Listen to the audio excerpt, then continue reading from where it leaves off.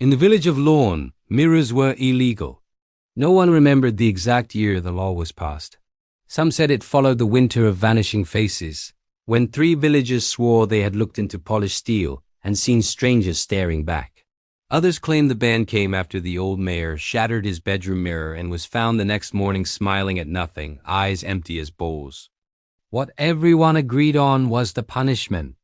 Possession of a mirror, glass, silver, water kept 2 still meant exile beyond the fog line, so Lorne learned to live without reflections. Barbers cut hair by memory and touch. Children learned their expressions by reading the reactions of others. Lovers traced each other's faces with careful fingers, memorizing curves they could never see for themselves. Identity became communal, assembled from glances and descriptions passed from mouth to mouth. "You have your mother's eyes," people would say. "You smile like your brother. You look tired today," and you would believe them because you had no proof otherwise. Ellen was the lamplighter's daughter, 16 years old, and curious in a way the village disliked. She had grown up hearing warnings spoken like prayers. Mirrors steal the soul. Mirrors invite the other you. Mirrors remember things you try to forget. Ellen tried to believe them. But curiosity is a quiet thing. It doesn't shout, it waits. One evening, while refilling oil in the lampposts near the edge of the village, Ellen found a house that had collapsed inward on itself. It had belonged to a glassblower long exiled, though no one spoke his name. Amid the dust and rot, something glimmered beneath a fallen beam. She uncovered it with shaking hands. A mirror, small, oval, its frame tarnished but intact. Ellen froze, waiting for the world to punish her instantly. The fog did not roll in. No bells rang. Her heart hammered louder than any alarm. She should have reported it. Instead, she wrapped it in cloth and hid it beneath her coat. That night, in her room with the door bolted shut, Ellen lit a single candle and unwrapped the mirror. At first, she saw nothing but flame and shadow. Then a face emerged. It was hers. She knew that, somehow, but wrong. The eyes were sharper, more awake.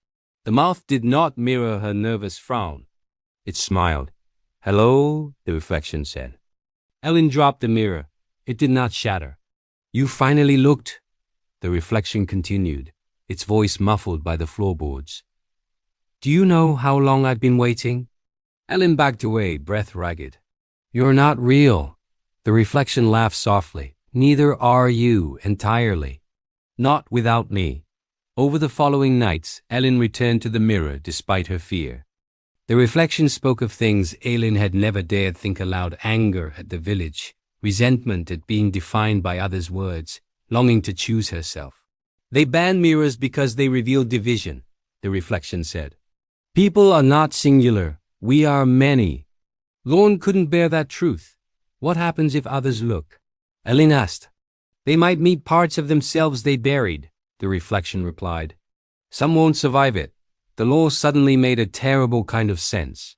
Word spread slowly that Ellen had changed. She stood straighter. She disagreed aloud. When told she looked tired, she smiled and said, "No, I'm not." The elders noticed. One dawn, as fog crept low and white through the streets, Ellen carried the mirror to the village square. A crowd gathered, gasping, shielding their eyes as if from a weapon. "This is why mirrors are banned," the mayor shouted. "They lied to you." Ellen held the mirror high. "It doesn't lie," she said. "It tells more than one truth." For a long moment, no one moved. Then a child stepped forward. She looked. Her face went pale, then thoughtful. Then slowly she smiled. Others followed. Some screamed. Some wept. A few turned away, unable to bear what looked back at them. But many stayed staring, recognizing pieces of themselves they had never been allowed to name.